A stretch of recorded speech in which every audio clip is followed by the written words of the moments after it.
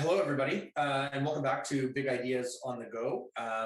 Today we have as our guest Chris from DataKitchen, and he's going to tell us a little bit about both himself, DataKitchen, and the emergence of data operations. So, Chris, maybe without kind of further ado, maybe you could tell me a little bit about your background, and maybe tell me a little bit about DataKitchen and how one led to the other. Yeah, thanks. Happy to be here. I guess I'm a middle-aged nerd, right? And half my career was sort of building and writing software and managing teams. And then about 2005, when my kids were young, I got the bright idea to focus on data and analytics and, managed teams that did data science and data engineering and visualization and governance even before that word existed. And, honestly, my life sort of sucked. We were dealing with healthcare customers, sales and marketing people, and things were breaking left and right. And as a leader, I was getting yelled at. And then even when we did good work, people would have 10 or 15 follow-up questions and we couldn't go fast enough for them. And I'd hired a bunch of smart people and they all loved their tools. We had the R versus Python people and the Tableau versus Click people. And so I guess my journey, personal journey, sort of interwoven with this idea of data ops. How do you be a technical leader and do that in a way where your life doesn't suck? And so what I've learned is that the sort of principles that were used in software and the principles that were used in manufacturing, the sort of management ideas of TQM and Deming and Agile and DevOps, they really apply to data and analytics. And so in some way, my journey in the definition of data ops is, hey, there's two different groups who managed to figure out how to work. Factories have learned how to make really high quality things like cars. Software's really learned how to deploy things into production quickly. Let's take those two ideas and just apply them to the value chain and data and analytics. And so about 8 years ago, we founded this company and we called it Agile Analytic Operations or DevOps for data science. And about 5 years ago, we settled on data ops and have a software product and have been talking about it ever since. And so DataKitchen does what? It does consulting, it does advisory. What's your mandate? So we have a software product. Mm-hmm. And so that software product sort of plugs into the various tools that people have that do work with data and analytics. So some people have data governance tools, some people have ETL tools, some people have data science tools and data visualization tools. And so all those things, those tools plug into our platform. And the whole idea is, I don't know if you've ever had this experience, but like something goes wrong in production and you've got to pull 10 people together and find out where it is. Is it the database? Is it the transformation? Is it the raw data? And we can solve that. We sit on top of all those tools and make sure you find the problem quickly. And then we've also had the problem of like, hey, we want to change something. And if you think about a really trivial change, I want to add a column to a database. Yeah. Well, okay, add a column. And then what's the transformation? What's the visualization? What's the model? What's the data catalog update? All those things are changes that need to be deployed together in my mind and deployed quickly, because the best analytic teams, I think, are focused on learning, and learning comes from iterations, and iterations are hard unless you automate it. So, you talk a lot about change and you gave the example of a factory. So how on top of this do you see the current market? Are they familiar with data ops? Do they get it right away when you talk to them about it? Do they understand the need for this kind of near real-time operational management of changes?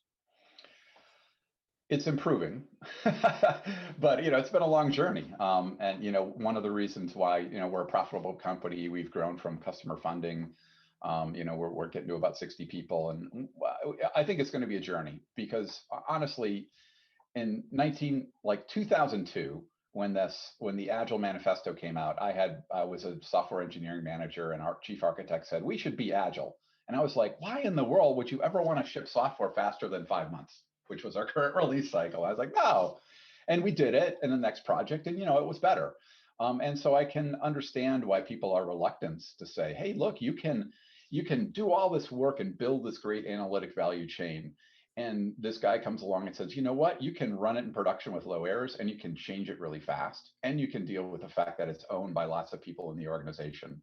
And there's a pushback on that. And I think we're getting more proof points. And I think the market is there's a bunch of smaller vendors who are in the space, both from a data observability or model ops space. And so the venture community's investing in it, and people are reading and learning and really identifying this as one of the core problems that they need to solve in order to be successful as an analytic leader or even as an individual contributor. Yeah, so one of your propositions or benefits certainly is this idea that you have multiple tools in an environment, and you're kind of providing a fabric to both integrate and also kind of monitor to make sure that they get updated and so forth. So tell me a little bit about how companies before the advent of technologies like yours were dealing with this kind of multiple tool problem. Was it just a manual process? You call the data steward and say, hello, I'd like you to update the catalog? Yeah, I think it's meetings and Word documents and spreadsheets. And so, and this happened to me. So you imagine you build something quickly, and it's a catalog and a data engineering and some models. You get it in production and you find out something's wrong. And so you can invent some tasks and processes and meetings and checklists to say, okay, if we're going to change it, this is this is how we're going to do it. And that's a fine way to do it. It just slows you down. And then the second part is you start having problems in production and you start finger pointing, and then people, again, they get defensive and their sort of hackles go up. And so I think one of the solutions is that you invent a people process, and that people process takes care of it. The problem is it's slow and not fun to work in. And so if you build the system in place of that people process that allows you to love your errors, allows you to automate, allows you to solve problems as code instead of with meetings and Word documents, I think you're having a happier life. It's worth that investment. And that's what the software industry learned, honestly, is when I was a software engineering manager in 1999, I had a release engineer who was paid less, and he was like 1/30th of the staff. And now software teams, what your DevOps function is 25%, 30% of your staff, even more. And so that investment in the system, in the how, instead of the sort of what and the particular, I think will pay benefits for data and analytic teams. Okay. Well, on the topic of kind of people and process, as you kind of underscored, data governance is largely a manual process today, right? And I apologize, I pronounced the Canadian way. So it's largely a manual process. Where do you see data governance evolving? How do you see it shifting with the advent of machine learning and other technologies? Well, it sort of depends on how you define data governance, right? And so, there's a lot of metadata in analytic systems, right? And some of them are expressed as catalogs and lineage, which I think, I'm not an expert in data governance, but and you would know better than me. But I do think governance shouldn't be a bag in the side of your work, and it shouldn't be a manual process. To me, it feels like the way I touch the elephant is if you could do governance as code, right? In that example I talked about before, where you're adding a column to a database table, well, there is metadata associated with that database table, and that should be registered in a system and updated at the same time you update you do the DDL and alter the table and change the other stuff in the system. And so for me, I see the necessity of having a metadata system or a governance system so people can understand it. I also see governance as code. And the third thing I do see is there's sort of the idea of the processes that act on data, the source code, the tests, the timing, the release schedule, that sort of process metadata actually I think is really important, because if an analyst comes in, they want to know, hey, I want to understand the data. I want to understand the last time it was refreshed. I want to understand all the tests. Are the tests good on it?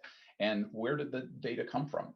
And I think all that stuff can promote confidence and relieve the data and analytic team of kind of, the sort of shame and blame of their customers who kind of, don't trust them and maybe aren't happy with the work that they're doing. Okay, so maybe on a kind of a parting note, I'd love to kind of get your thoughts on data ops and frankly, DataKitchen's role within data ops. But what does the future hold? Well, my prediction is that data ops is going to and maybe this sounds arrogant, but I think dataops is going to become a standard operating procedure for data and analytic teams, just like data governance has. And you talked to data and analytics 7-8 years ago, and the idea of a data catalog and spending money on it and doing it was kind of a joke. People were like, I'll just put it in a spreadsheet here and we'll mail it to people. And I think that was a manual process that wasn't automated and centralized. And I think there's a lot of people have come to see that data governance is an accepted part of their work. And I'm hoping and trying to push the idea that focusing on operational excellence and automation, testing, deployment, doing your things as code versus manually, I think those things will become standard because honestly, you just have to. And I've been in the field enough. There's no magic piece of software. There's no magic beans that's going to solve all these problems of agility and value focus on your customers. And I think that really is the key to success of any analytic team. Okay. Is there a funding round in your future? Man, I get calls all the time. So probably not in the future. I like running a profitable company, but who knows?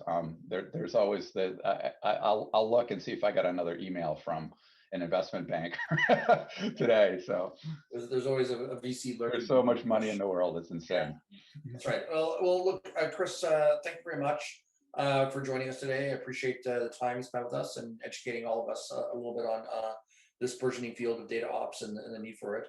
And for our audience, thank you again for joining Chris Bergh and myself. And please subscribe to BigIDeas on the go. And of course, leave reviews wherever you download your podcasts. Thank you very much, everyone.